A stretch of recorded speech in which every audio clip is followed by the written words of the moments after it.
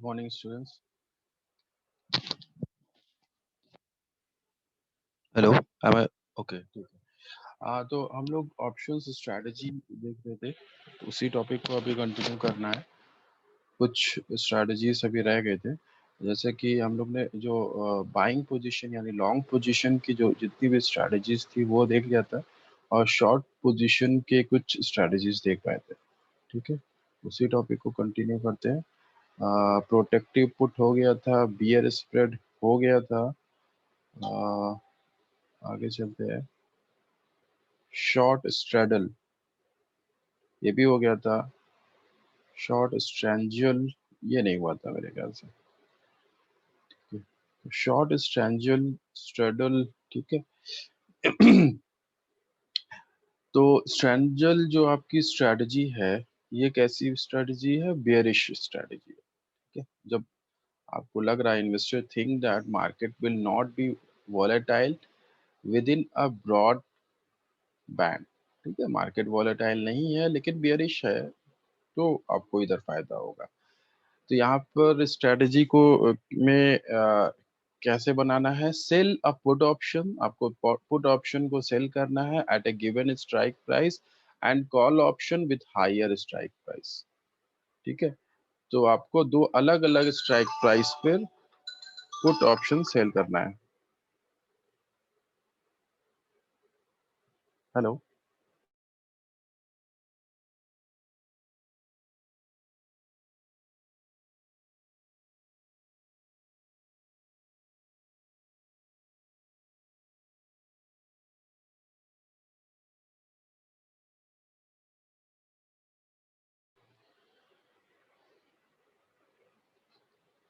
तो हम लोग ने जैसे शॉर्ट स्ट्रेंजल में जैसे मैंने बताया, यहाँ पर पुट ऑप्शन को आपको सेल करना है, कॉल ऑप्शन को भी सेल करना है, मगर यहाँ पर अलग अलग स्ट्राइक प्राइस पे, हायर स्ट्राइक प्राइस पे आपको कॉल ऑप्शन को सेल करना है, और जो लोअर स्ट्राइक प्राइस है उस पर आपको पुट ऑप्शन को सेल करना है। ठीक है, इस तरह से स्ट्रैटेजी ये बनानी है। जो इम्प्लीमेंट कैसे करेंगे? Put option is sold with a strike price and call option is sold with higher strike price भी। ठीक है, अपसाइड पोटेंशियल लिमिटेड, क्योंकि आप सेल कर रहे हो तो जो भी प्रीमियम, आप दो प्रीमियम यहाँ पे आपको रिसीव हो करोगे, एक पुट ऑप्शन सेल करने के लिए और कॉल ऑप्शन सेल करने के लिए। हमेशा याद रखो, जब आप सेल करते हैं कोई भी कॉल या पुट, तो हमेशा आपके जो भी स्ट्रैटेजी होती है, स्ट्रैटेजी वो इस तरह से होती है कि मार्केट स्टेबल है। ठीक है, जब आपको लगता है कि मार्केट स्टेबल है, बहुत ज्यादा फ्लक्चुएशन नहीं है, तब आप ये शॉर्ट पोजीशन लेते हैं, चाहे वो कॉल हो या फिर पुट हो। ठीक है, अगर कॉल मैं सेल कर रहा हूँ, इसका मतलब मैं ये सोच रहा हूँ कि मार्केट बुलिश तो नहीं है, और बियरिश का मुझे मैं श्योर नहीं हूँ, मतलब कि मार्केट के लिए प्राइस गिरेंगे उसके लिए मैं श्योर नहीं हूँ, मगर इतना तो श्योर हूँ कि प्राइस बढ़ेंगे नहीं, स्टेबल हो सकते हैं या फिर कम हो सकते हैं। ठीक है, तो मैं कॉल ऑप्शन सेल करूंगा। तो उसके बाद यहाँ पे डाउन साइड जो रिस्क है वो अनलिमिटेड है, क्योंकि हमेशा याद रखो, जब हम सेल करते हैं तो जय हमेशा याद रखो, अगर सेल करते हैं तो आपका जो भी लॉस होने के चांसेस होते हैं, या लॉस जो मैक्सिमम होता है वो अनलिमिटेड होता है, कितना भी लॉस हो सकता है अगर अपोजिट डायरेक्शन में मूवमेंट हुआ तो। ठीक है, तो ये देखिए पूरी स्ट्रेटजी है, यहाँ पर आपको दिख रहा होगा।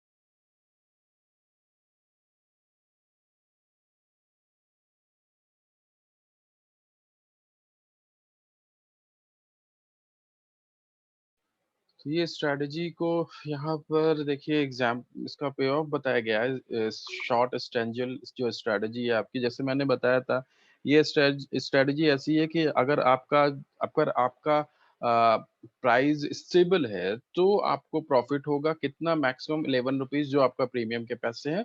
मगर अगर फ्लक्चुएशन होता है अपवर्ड या डाउनवर्ड किसी भी साइड, तो लॉस होने के चांसेस हो जाता है। ठीक है, बहुत ज़्यादा मूवमेंट होगा तब लॉस होगा, बाकी बीच में देखिए 109 के ऊपर और 151 के नीचे, मतलब बहुत बड़ा गैप है ये 109 एंड 151। ठीक है, इस बीच अगर प्राइस रहेगा तो आपको प्रॉफिट मिलेगा ही मिलेगा। तो बढ़िया स्ट्रेटजी है, मार्केट स्टेबल है, आप अच्छा खासा प्रॉफिट इधर से अर्न कर सकते हैं। ठीक है, यहाँ पर देखिए शॉर्ट जो कॉल कॉल ऑप्शन जो सेल किया है 140 पे सेल किया गया और 120 पर पुट ऑप्शन सेल किया गया है। ठीक है, और दोनों के जो प्रीमियम है, आपका जो भी कॉल ऑप्शन का जो प्रीमियम है 5 रुपए है, और शॉर्ट ऑप्शन का जो जो सॉरी, एक सेकंड, पुट ऑप्शन यहाँ गलत लिखा हुआ, पुट ऑप्शन का जो प्रीमियम है वो 6 रुपीज है, तो 6 + 5 यानी 11 रुपीज ये आपके प्रीमियम के आपको मिलने वाले हैं यहाँ पर। ठीक है,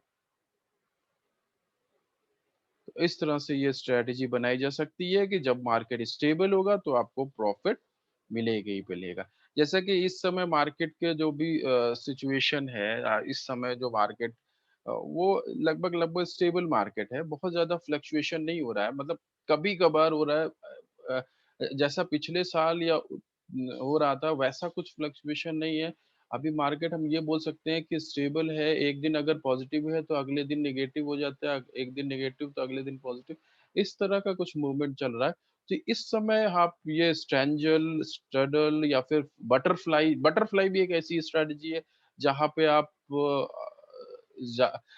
स्टेबल मार्केट से प्रॉफिट ले सकते हो। स्ट्रेंजल भी एक ऐसी स्ट्रेटजी है जहाँ पे आप स्टेबल मार्केट से आप जो है प्रॉफिट अर्न कर सकते हो, मगर स्ट्रेंजल थोड़ा सा रिस्की ज्यादा है, क्योंकि देखिए यहाँ पर आपको जो लॉस होने का अगर फ्लक्चुएशन होता है तो लॉस 20 रुपीज तक लॉस हो सकता है। तो इसलिए थोड़ा सा रिस्क ज्यादा है, क्योंकि आप दोनों ट्रेड जो है वो सेल कर रहे हो, इसलिए थोड़ा सा रिस्क ज्यादा है। मगर अगर हम लोग अगर हम लोग जो है बटरफ्लाई की बात करें तो उधर लॉस होने के चांसेस बहुत कम हो जाते हैं। ठीक है, अच्छा लॉस इसमें 9 रुपीज होगा। ठीक है, मैक्सिमम लॉस 9 रुपीज, इधर भी 9 रुपीज, इससे ज्यादा लॉस नहीं हो सकता। और प्रॉफिट जो है ये इधर होगा, ये 11 रुपीज। ठीक है, अब बटरफ्लाई जो अभी हम लोग बात कर रहे थे, buy a call option and a put option with different strike price, तो आपको अलग अलग स्ट्राइक प्राइस पे कॉल ऑप्शन पुट ऑप्शन दोनों लेना है। Investor mildly think that the market will be volatile। ठीक है, put option is sold with the strike price with a strike B, a straddle is bought with a strike price, and a call option is sold with strike price C। तो तीन अलग अलग strike price है जिससे हमको जिस जहां पर हमको ट्रेड करना है, अलग अलग बाय करना है, कॉल ऑप्शन पुट ऑप्शन को बाय करना है with different different strike prices. ठीक है, यहाँ पे देखिए अपसाइड पोटेंशियल या डाउनसाइड पोटेंशियल दोनों लिमिटेड है आपका, मतलब यहाँ पर आपको प्रॉफिट भी बहुत ज्यादा नहीं होगा तो लॉस भी बहुत ज्यादा नहीं होगा। ठीक है, ये इस तरह की बटरफ्लाई एक ऐसी स्ट्रेटजी है जहाँ पर कोई भी चीज अनलिमिटेड नहीं होता, चाहे प्रॉफिट हो या फिर आपका लॉस। तो ये कुछ इस तरह से स्ट्रेटजी बनेगी। ठीक है, यहाँ पर देखिए जो पोजीशन लिया हुआ है वो इस तरह से है। इन्होंने प्रीमियम शॉर्ट पुट किया हुआ है और सॉरी, अच्छा यहाँ पर कुछ दिया नहीं, शॉर्ट कॉल लिया हुआ है, लॉन्ग कॉल लिया हुआ है, लॉन्ग पुट लिया हुआ है, शॉर्ट पुट लिया हुआ है।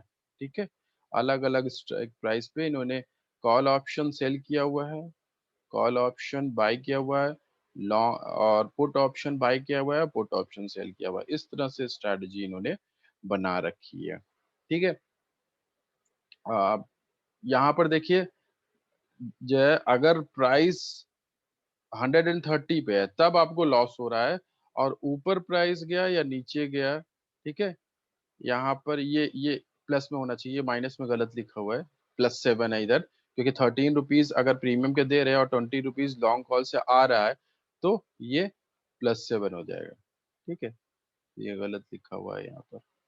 तो यहाँ पर कुल मिला के अपवर्ड मूवमेंट हो रहा है या डाउनवर्ड मूवमेंट हो रहा है, जैसे ये यहाँ पर देखिए, ये ग्राफ में देखिए, यहाँ जो लॉस है वो यही यहाँ इस पॉइंट से इस पॉइंट के बीच में ही लॉस हो रहा है। बाकी अगर अपवर्ड मूवमेंट है या डाउनवर्ड मूवमेंट है, दोनों तरफ आपको प्रॉफिट दिख रहा होगा। तो ये शॉर्ट बटरफ्लाई स्ट्रेटजी है, ठीक है। जब अच्छा बटरफ्लाई लॉन्ग बटरफ्लाई में क्या सोच रहे थे कि बहुत ज्यादा वोलेटाइल नहीं है मार्केट, लेकिन शॉर्ट बटरफ्लाई में ये हम लोग सोच रहे हैं कि थोड़ा बहुत फ्लक्चुएशन है, इस एकदम स्टेबल भी नहीं है मार्केट। तब आप ये स्ट्रेटजी लगा सकते हैं कि प्राइस जिस जिस जो भी मार्केट प्राइस इस समय है, वहां से थोड़ा बहुत ऊपर नीचे होगा, ठीक है, तो आपको प्रॉफिट हो जाएगा। वो प्राइस पे नहीं होना चाहिए, एक्सपायरी डेट पे वो प्राइस नहीं होना चाहिए जो अभी इस समय मार्केट प्राइस है, ठीक है। तो थोड़ा भी मूवमेंट अपवर्ड या डाउनवर्ड किसी भी साइड होता है, तो आपको प्रॉफिट इस स्ट्रेटजी में मिलेगा ही मिलेगा। ये आपकी शॉर्ट बटरफ्लाई स्ट्रेटजी है, ठीक है। इसी तरह है अगली जो स्ट्रेटजी है, short strip, sorry, short strip. जैसे कि हम लोग स्ट्रिप को पहले ही डिस्कस कर चुके हैं, लेकिन यहाँ पर यहाँ पर शॉर्ट पोजीशन लेना है तो sell a call option and put option with same strike price and expiration, ठीक है। सिंपल सी स्ट्रेटजी है। जब हम लोग ने लॉन्ग स्ट्रिप लिया था, वहां पे बाय किया था कॉल और पुट दोनों, लेकिन शॉर्ट स्ट्रिप में क्या करना है, आपको सेल करना है कॉल और पुट दोनों विथ सेम स्ट्राइक प्राइस, और एक्सपायरी डेट भी सेम होना चाहिए, एक्सपायरी डेट भी सेम हो और आपका जो है स्ट्राइक प्राइस भी सेम हो। यहाँ पे इन्वेस्टर को क्या लग रहा है, investor is certain that market will not be very volatile but price is likely to rise. तो उसको लग रहा है कि मार्केट बहुत ज्यादा वॉलेटाइल तो नहीं है, बहुत ज्यादा मूवमेंट तो नहीं है, लेकिन उसको ये लग रहा है कि प्राइस जो है वो बढ़ने वाले हैं थोड़े बहुत, ठीक है। बहुत ज्यादा वॉलेटिलिटी, बहुत ज्यादा फ्लक्चुएशन तो देखने को नहीं मिलेगा, मगर जो जो ट्रेंड है वो अपवर्ड है, ठीक है। तो कैसे इम्प्लीमेंट करना, a call option and put option are sold with same strike price ए, ठीक है। अपसाइड पोटेंशियल, देखिए आप दोनों चीज सेल कर रहे हैं तो ऑब्वियस है आपका जो है जो अपसाइड पोटेंशियल है वो लिमिटेड होगा, यानी कि प्रीमियम अमाउंट, और जो डाउन साइड रिस्क है वो अनलिमिटेड होगा क्योंकि आप सेल कर रहे हो, ठीक है। ये इस तरह से कुछ स्ट्रेटजी है। यहाँ पर देखिए इन्होंने क्या लिया, स्ट्राइक प्राइस 210 पे इन्होंने कॉल ऑप्शन सेल किया हुआ है, 210 पर ही इन्होंने पुट ऑप्शन सेल किया हुआ है। दोनों जगह से जो प्रीमियम आ रहे हैं, 10 रुपए कॉल से, 20 रुपए पुट से, यानी टोटल अच्छा, ठीक है। इन्होंने क्या किया हुआ है, दो कॉल ऑप्शन लिए हुए हैं और सॉरी दो कॉल ऑप्शन लिए हुए हैं, दो कॉल ऑप्शन लिए हुए हैं और पुट ऑप्शन एक लिया हुआ है, तो 50 रुपए इनके प्रीमियम के आ रहे हैं, ठीक है। दो कॉल ऑप्शन लिए हुए हैं और एक पुट ऑप्शन लिया हुआ है, सॉरी दो अ, हाँ ठीक है, ये यहाँ पर गलत लिखा हुआ है, लॉन्ग कॉल शॉर्ट कॉल लिखा हुआ है, मगर यहाँ पे तो दोनों जो हम लोग ने ट्रेड किया हुआ है वो शॉर्ट पोजीशन ले हुआ है ना, short call and short put किया हुआ है, कॉल और पुट दोनों सेल किया हुआ है ना, तो इसलिए ये यहाँ पर गलत लिखा हुआ है। यहाँ पर आपको दोनों ही आपके कॉल, और ये कॉल है इधर पुट है, ठीक है। दोनों पोजीशन कैसी है, शॉर्ट पोजीशन है। तो इस तरह से आपने दो पुट लिए, एक कॉल लिया, दोनों पुट से जो प्रीमियम के पैसे आ रहे हैं वो 20 × 2, ये पुट के लिए है, शॉर्ट पुट है, ये गलत लिखा हुआ है यहाँ पर, ठीक है।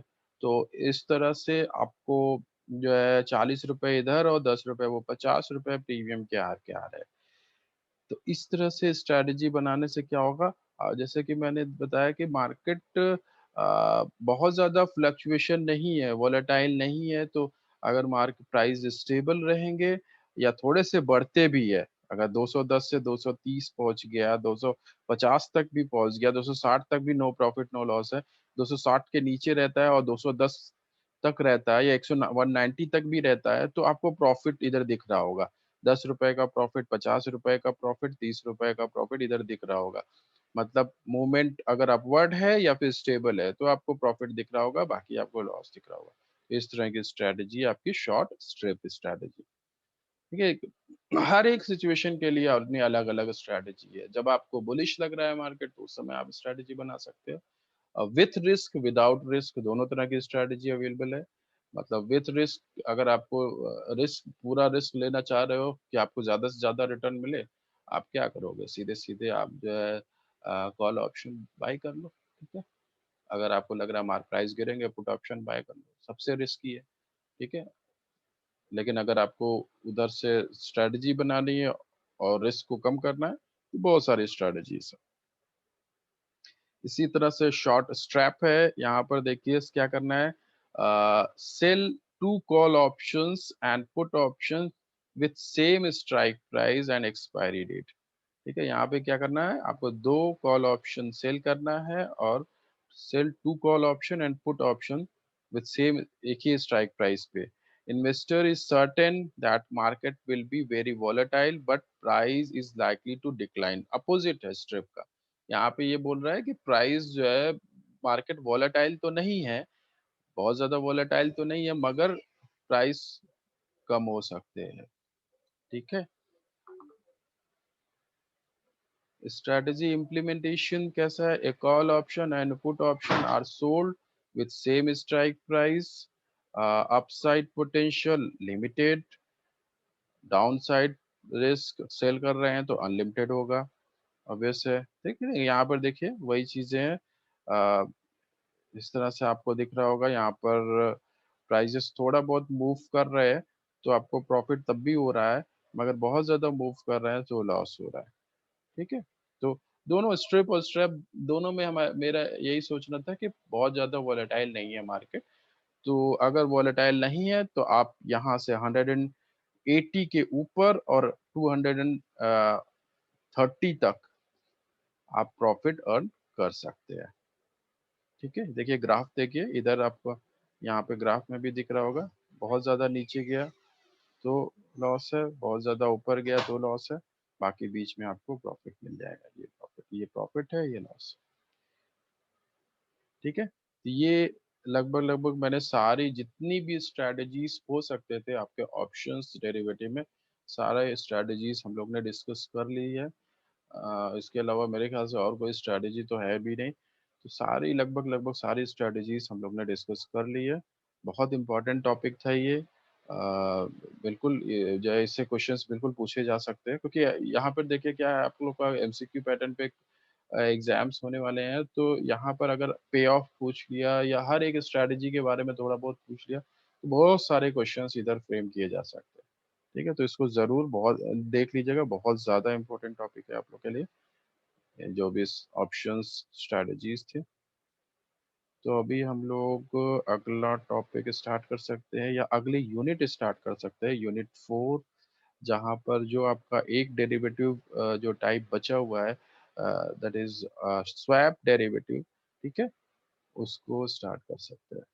स्वैप डेरिवेटिव के बारे में मैंने बताया है कि स्वैप डेरिवेटिव एक ऐसा डेरिवेटिव है जो कि OTC over the counter derivative है। मतलब उसकी ट्रेड के लिए आपको स्टॉक मार्केट में जाने की ज़रूरत नहीं है। जहाँ आप 2 पार्टीज़ चाहिए होते हैं जो एग्री कर रहे हो कॉन्ट्रैक्ट करने के लिए, जैसे कि फॉरवर्ड कॉन्ट्रैक्ट थे उस तरह से ही स्वैप कॉन्ट्रैक्ट होते हैं। ठीक है?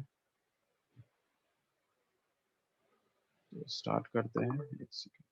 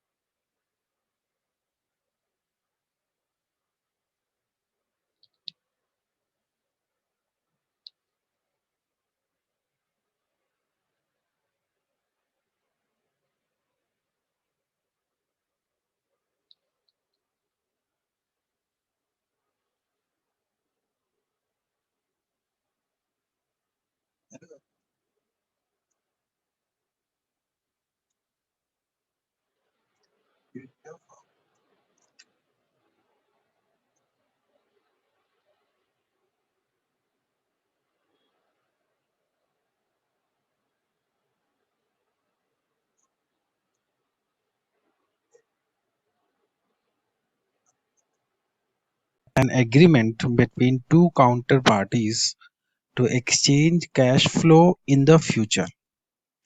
Terms like the dates when the cash flows are to be paid, the currency in which to be paid, and the mode of payment are determined and finalized by the parties.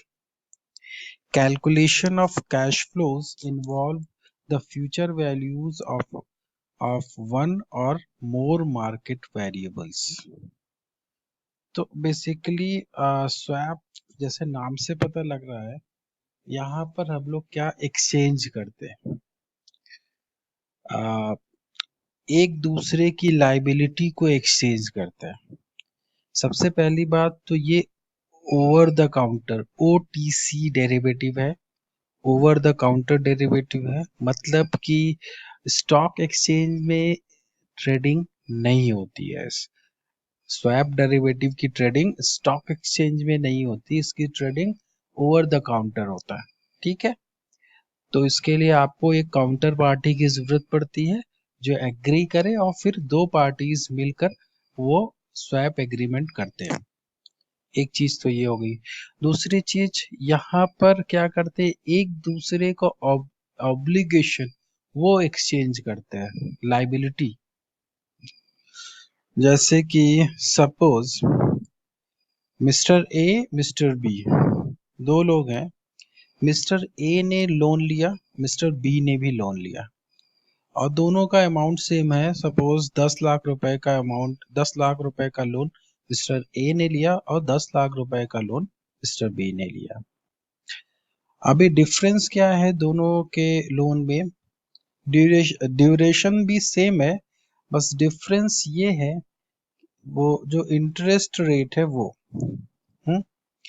Mister A का जो rate है वो fixed है। Suppose उन्होंने बोला कि भाई हाँ मैं 10% से दूंगा, तो वो 10% फिक्स्ड है।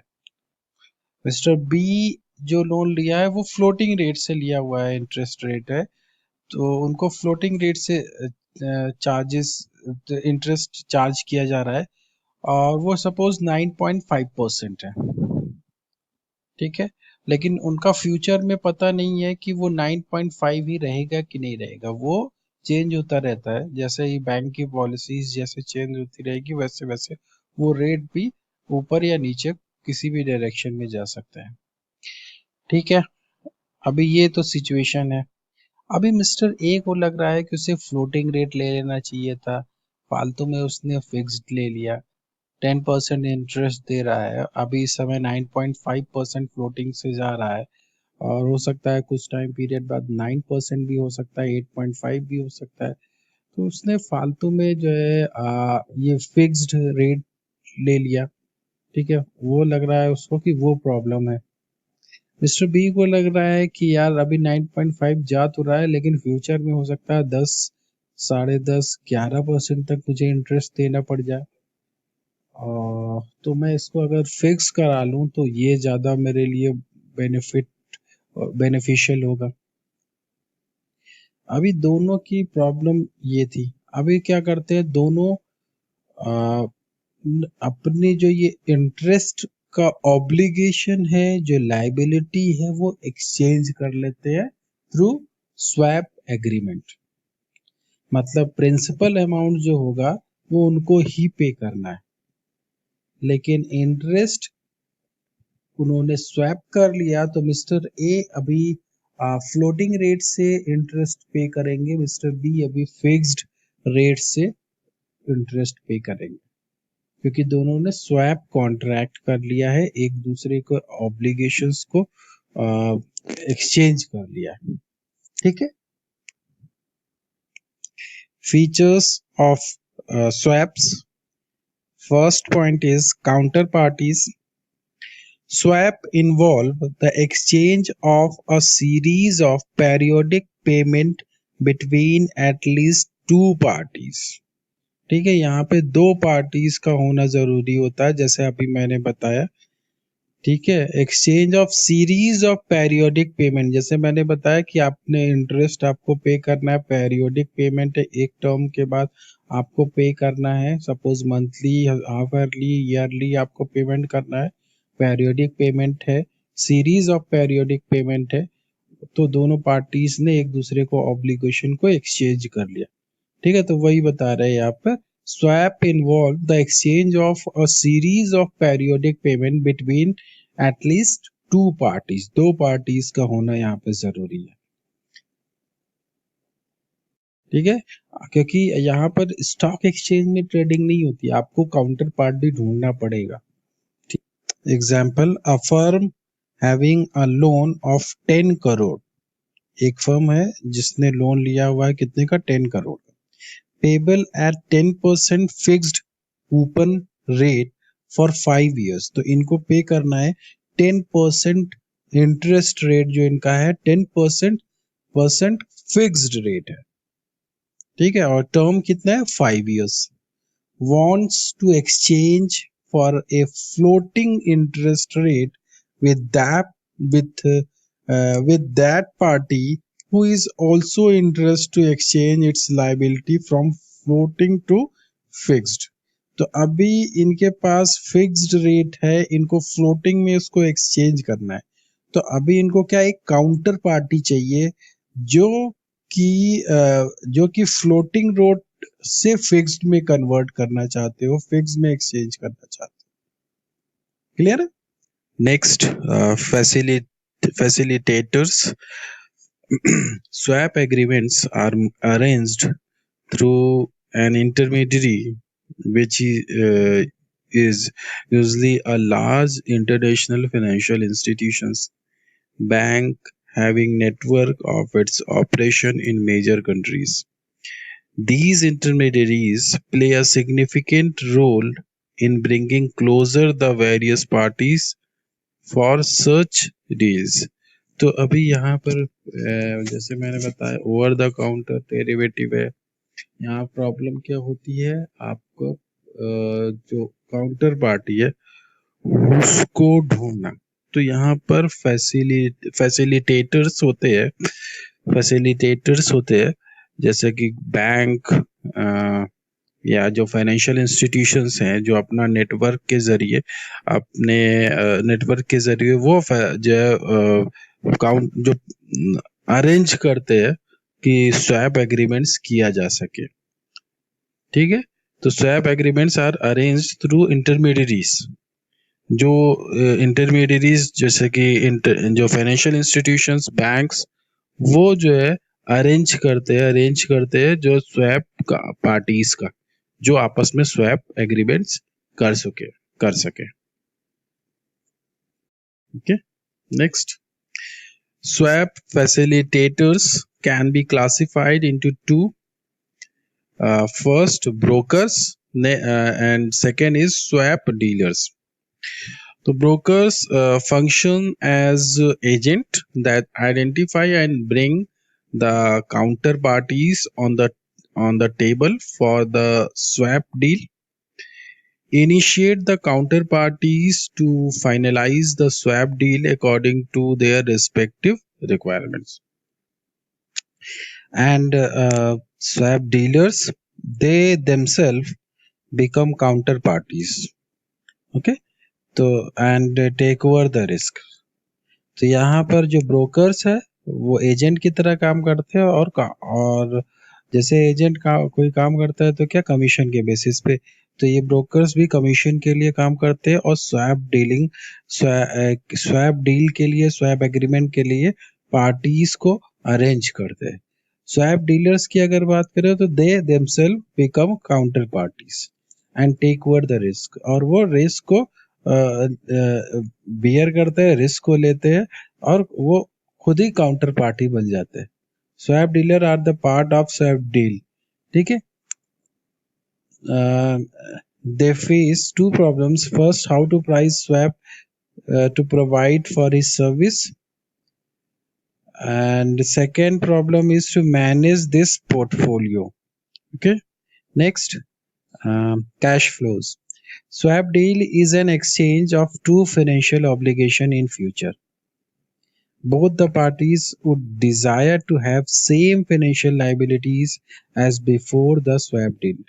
तो उनके दोनों के पास जो भी फाइनेंशियल लाइबिलिटीज हैं, पहली बात तो होनी चाहिए, ठीक है। स्वैप डील में क्या होता है, exchange of two financial obligation in future. तो both the parties would desire to have same, उनके पास फाइनेंशियल लाइबिलिटीज होनी चाहिए as before the swap deal, swap deal होने से पहले। In swap deal, the present value of future cash streams are examined and then appropriate decision is taken. तो यहाँ पर दोनों के ऑब्लिगेशन होने चाहिए, अगर दोनों के ऑब्लिगेशन सेम होंगे तभी तो वो एक्सचेंज करेंगे, ठीक है। Next, documentation. Swap transaction may be set up with great speed. Their documentation and formalities are much less incomparable to loan deals. It is evaluation of various future cash stream arising out in various contract done in past. तो बहुत ज़्यादा documentation नहीं होता. The term of different contract suit the interested firm requirements, the deal will be enacted. ठीक है, बहुत ज़्यादा important नहीं है, मतलब documentation बहुत ज़्यादा नहीं होता है। जितना डॉक्यूमेंटेशन आपका लोन लेने में होता है उससे बहुत कम उतना डॉक्यूमेंटेशन नहीं होता, ठीक है। Next, transaction cost. It is observe that transaction cost are relatively low in swap in comparison to loan agreement, ठीक है। ट्रांजैक्शन कॉस्ट, जब भी आप ट्रांजैक्शन करते हो, स्वैप एग्रीमेंट करते हो, तो उस समय बहुत ज़्यादा कॉस्ट उसकी नहीं लगती, ट्रांजैक्शन करने की कॉस्ट नहीं लगती, ठीक है। Unlikely to exceed 0.5% of total sum involved in the swap agreement. Benefit to parties. Swap agreement will be done only when the parties will be benefited by such agreement. Otherwise, such deal will not be expected. Next, termination. Swap is an agreement between two parties. It cannot be terminated at one's instance. दोनों के agreement की जरूरत पड़ती है. Termination also required to be accepted by counterparties. And last point is default risk. Swap deals are bilateral agreement, and the problems of potential default by either of the counterparty exist. ठीक, तो अभी बात करते हैं types of swap की। तो उसमें सबसे पहला जो टाइप है स्वैप का वो है इंटरेस्ट रेट स्वैप, जो जिसका मैंने अभी एग्जांपल बताया था कि दो लोग हैं, दोनों ने इंटरेस्ट लोन लिया हुआ है, दोनों को इंटरेस्ट पे करना है, एक का फिक्स्ड है एक का फ्लोटिंग है, तो फिक्स से फ्लोटिंग में कन्वर्ट कर लिया, एक्सचेंज कर लिया, तो वो इंटरेस्ट रेट स्वैप है, ठीक है। एंड इंटरेस्ट, इसी तरह करेंसी में भी आप स्वैप कर सकते हो, ठीक है, जैसे करेंसी की वैल्यू को भी आप स्वैप कर सकते हो, और भी बहुत सारे ऑप्शंस होते हैं स्वैप करने के, आगे हम लोग वो सब भी टाइप्स को डिस्कस करेंगे। तो अभी interest rate swap. An interest rate swap is a financial agreement between the two parties who wish to exchange the interest payment or receipt in the same currency on asset or liabilities to a different basis. Clear? No exchange of principal amount in this swap. तो principal amount आप exchange नहीं करते, केवल interest rate आप exchange करते हो इसमें, ठीक है, जो मैंने पहले बताया था। This is also known in the market as a plain vanilla swap. इसको हम लोग आके डिस्कस करेंगे वो कि प्लेन वेनिला स्वैप होता क्या है, ठीक है। Principal amount applies only for the purpose of calculating the interest to be exchange under the interest rate swap. तो प्रिंसिपल अमाउंट यहाँ पे कैसे यूज केवल करते हैं, आप इंटरेस्ट को कैलकुलेट करने के लिए, okay. Next, maturities range from a year to over 15 years। तो ड्यूरेशन